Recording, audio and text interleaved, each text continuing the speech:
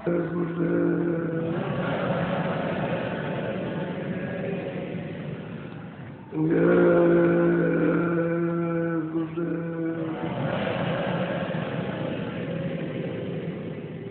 जय गुरुदेव नाम कृष्ण जय गुरुदेव नाम कृष्ण।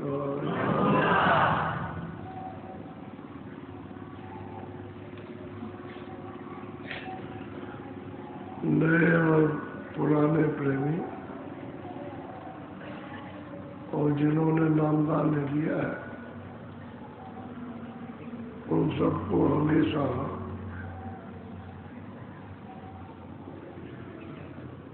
ये सोच करके आना चाहिए कि मुझे अपनी जीवात्मा का कल्याण करना है, यहाँ से छुड़ाना है, जन्म मरण से इसको बचाना, तो खान पान ठीक करो, शाकाहारी रहो, शुद्धार करो, अशुद्धार करें बचो, बुद्धनाशक वस्तुओं का सदा त्याग करो। ये दो चीजें ध्यान में रखो, बाकी फिर धीरे धीरे चीजें समझ में आ जाती। संग दोष अति खराब, जैसा संग मिलेगा उसका असर जरूर होगा, अच्छे का अच्छे, बुरे का बुरा। तो खान पान ठीक रखो, इन चीजों से अशुद्धार से बचोगे तो बड़ा लाभ होगा। अक्सर लोगों की अगर प्रवृत्ति हो जाए उसी काम में तो दया क्या आएगी, दया का तो फिर नाम नहीं, इसलिए हृदय में फिर दया नहीं रहती है। अपना जैसा सबको समझना कि भाई हम भी जीव है, हमें भी सूरत है, हमें भी जीवात्मा, और दूसरे में भी सूरत है, उसमें भी जीवात्मा, हमको भी तकलीफ है, उसको भी तकलीफ है। ये बात जब अशुद्ध आहार करोगे तो ये बात नहीं समझ में आएगी। जब ये समझोगे हमको तकलीफ होती है, दूसरे को नहीं होती है, इसीलिए हिंसा करोगे तो हिंसा का फल अति दुखदायी है, वो बहुत ही घोर नरकगामी होता है। इसलिए खान पान बिल्कुल ठीक होना चाहिए। सत्संग में आओ, एक बात पकड़ो, चलो दोबारा अगर दूसरी बात पकड़ लेना, तो आप अगर नहीं पकड़ोगे तो आपको मिलेगा क्या? फिर साधन भजन कर नहीं सकते हो, आते ही चिल्लाते हो कि हमको नामदान दे दीजिए, हमको उपदेश दे दीजिए। उपदेश का मतलब है कि भजन करना। तो आपने पक्का इरादा किया है कि हम भजन करेंगे, तो थोड़ा सत्संग सुन लो, क्योंकि सत्संग सुन लोगे तो भजन करने में मजबूत हो जाओ। और सत्संग नहीं सुनोगे, खाली मतलब ये नामदान के लिए, तो उससे कुछ नहीं होगा, तो फिर आप भजन नहीं कर सकते हो। सत्संग सुनने से भजन होगा, नामदान लेने से भजन नहीं होता है। तो हम तो यही काम करते ही हैं। बहुतों को देखा, बहुत लोग आए कहते हुए नामदान ले गए, अभी तक नहीं आए, 2-2, 4-4, 5-5, 10-10 वर्ष हो गए, अभी नहीं मिले। तो उनको इस बात का बोध नहीं है कि मुझे भजन करना है। वो तो आए थे, चिल्लाया, उस समय पर ख्याल आया, चलो, तो उस तरह का नामदान नहीं है कि बस ले लिया, उसके बाद जीवन भर कभी नहीं मिले। तो जब सत्संग मिले तभी तुरंत, इसके बगैर काम नहीं होगा। सत्संग के बगैर तो काम हो ही नहीं सकता। इसलिए सत्संग पहले, बाद में नामदान और बाद में भजन। सत्संग नहीं मिलेगा तो कुछ नहीं, कोई चीज स्थिर नहीं रहेगी। सत्संग मिलने से स्थिर हो जाएगा। जब नामदान लोगे तो भजन करते रहोगे, बस हो जाएगा। मेरी इच्छा हो जाएगी कि और करें, तो जितना ही आप सत्संग करोगे उतना ही आपको पाल होगा। सत्संग लगा नहीं, सत्संग लगा तो सूख जाओगे। सत्संग है जल, वो जैसे क्यारी में पानी सूख जाता है तो पानी चाहिए, ऐसे मनुष्य रूपी हृदय में सत्संग नहीं मिलेगा तो जल्दी ही मिलेगा। तो आप हरे भरे नहीं होंगे तो भजन नहीं बनेगा, आप सूख जाएंगे। पौधा जब सूख जाता है निरस हो जाता है, उसमें हरा भरापन नहीं रहता। ऐसे ही मनुष्य में भी हरा भरापन, विवेक नहीं रहता, विचार नहीं रहता भजन करने का, सत्संग सुनने का। ऐसे तो बहुत आए, बहुत, लाखों, एक दो की नहीं मैं संख्या बताता हूँ, लाखों की, लाखों आए और चले गए। और यही कहते हुए नामदान लेंगे, तो नामदान ले लिया और चले गए, उससे कुछ नहीं होगा। तो आए और गए, आए और फिर फंस गए उसमें, उस जाल में तो और भी दंड मिलेगा।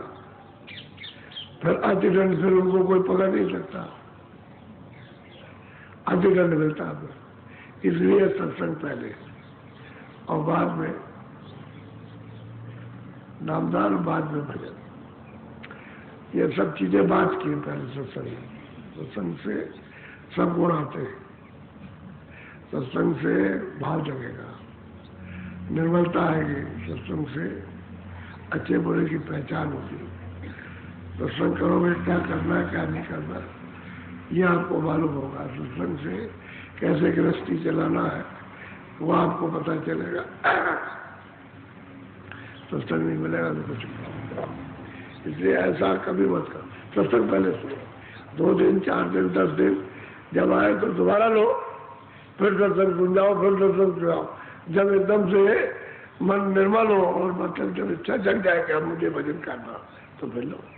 कच्चेपन में मत लो, आए चले नाम मात्र के हमने भजन लिया। 20 साल हो गए, पहले हमने 20 साल पहले नामदान दिया था, अब 20 साल ये 20 से कोई नामदान का कोई काम किया, कुछ नहीं किया।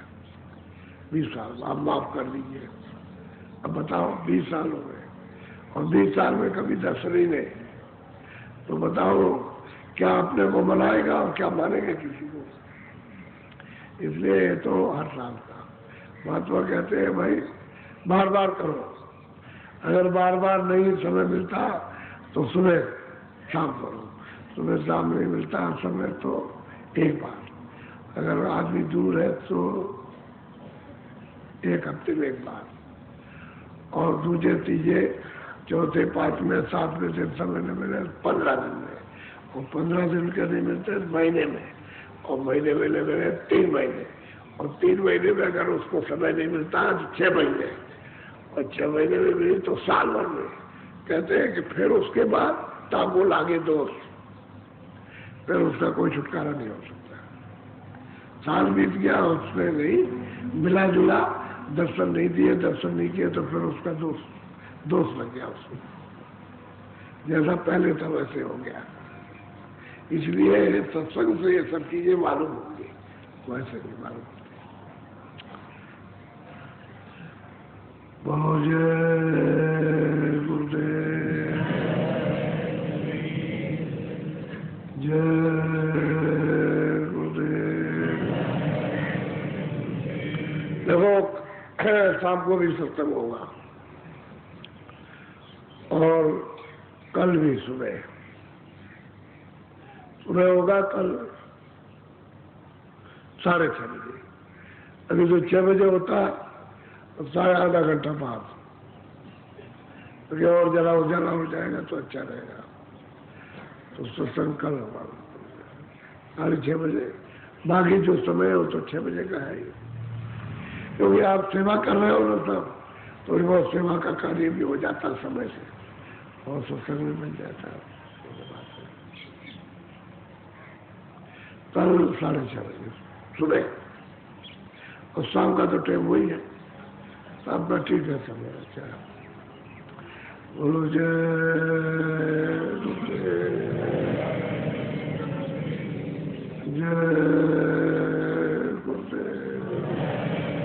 अच्छा बैठ जाओ वजन पर।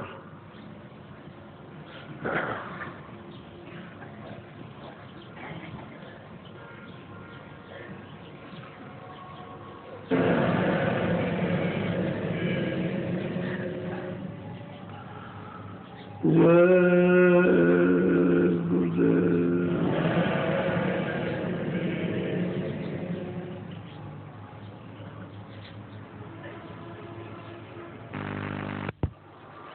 बढ़िए करो आगे बढ़िए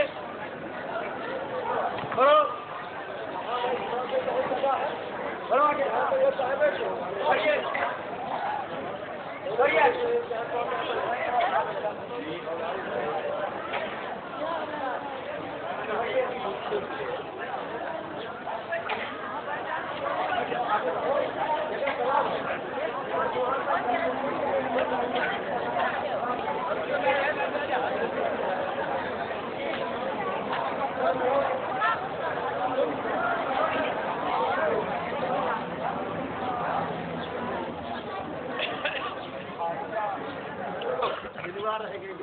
झुकना न पड़े स्वामी जी सिर ऊंचा रखिए हाथ जोड़ के प्रणाम कीजिए सेवा पीछे दीजिए चलो माता सीधे बैठिए हाथ जोड़ के प्रणाम करो पैर में हाथ कोई नहीं लगाओ पैर मत पकड़ो पैर मत पकड़ो पैर मत पकड़ो चलो पैर मत पकड़ो जाओ इधर से लोग नहीं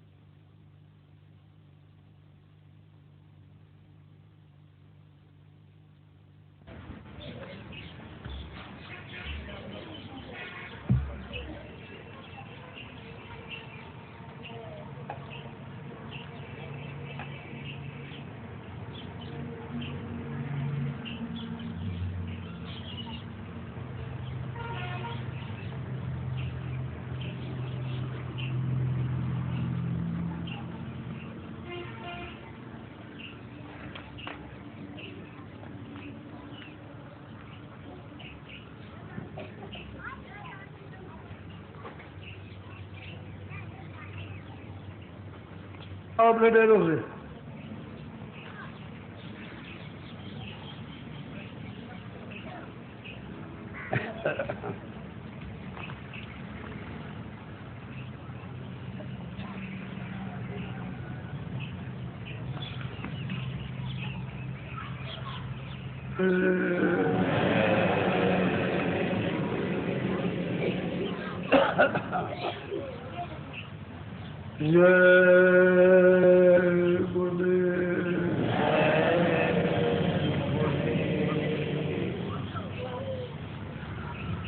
जय गुरुदेव नाम किसका प्रभु का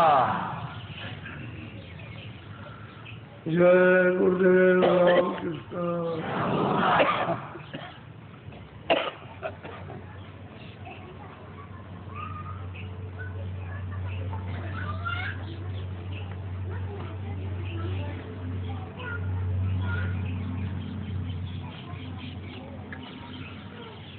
ये मनुष्य शरीर अनमोल है।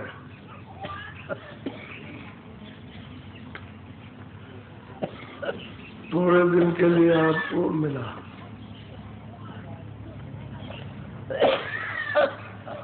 इसमें विशेष कर जो आपको दी गई वो बुद्धि दी गई, क्योंकि 5 तत्व इसमें पूरे हैं। हमको ये सबको सोचना चाहिए कि एक जगह से दूसरी जगह जाते हो तो चल के ही तो जाते हो, किसके शरीर से। यहाँ से जाओगे तो चल के जाओ, पैदल जाओ, किसी सवारी से जाओ, लेकिन चल के ही जाओ। पैदल जाओगे तो जीवात्मा सूरत शरीर पर तो बैठी हुई है, शरीर ले जाए। पहले शरीर को किसी में बैठा दो तो भी उसमें बैठी, लेकिन चल के जाना पड़ेगा। बगैर चल के गए हुए वहां नहीं पहुंच सकते। अब ये शरीर हम देखते हैं कि है, और रातों रात सो रहे तब तक खबर बगल में आई कि बच्चा नहीं रहा। अरे स्त्री ने घबरा के उठे और देखा, बहुत बुलाया, कौन बोले? बोलने वाला तो जो था वो तो चला गया, वो तो चेतन था, वो तो निकाल दिया।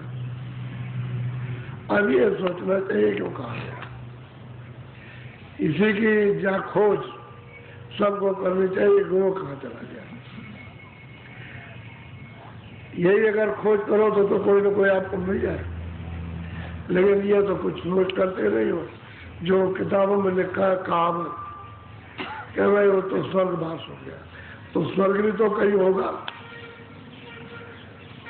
उस स्वर्ग में जाना वो भी तो चल के ही जाना है, ऐसे यहाँ से ऐसे तो नहीं पहुंच जाएगा, वो तो चल के ही जाएगा। लेकिन जब वहां गए नहीं तो वहां जाओगे कैसे? आप इस शरीर से दूसरी जगह नहीं गए तो वहां कैसे पहुंच सकते?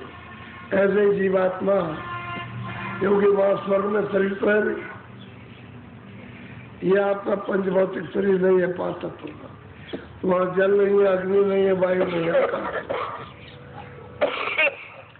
इसमें से कोई भी मसाला स्वर्ग में नहीं है, तो आप कैसे जा सकते हो वहां? उसके जाने के लिए कोई रास्ता। तो जब आपके खोज करोगे वो कहाँ गया,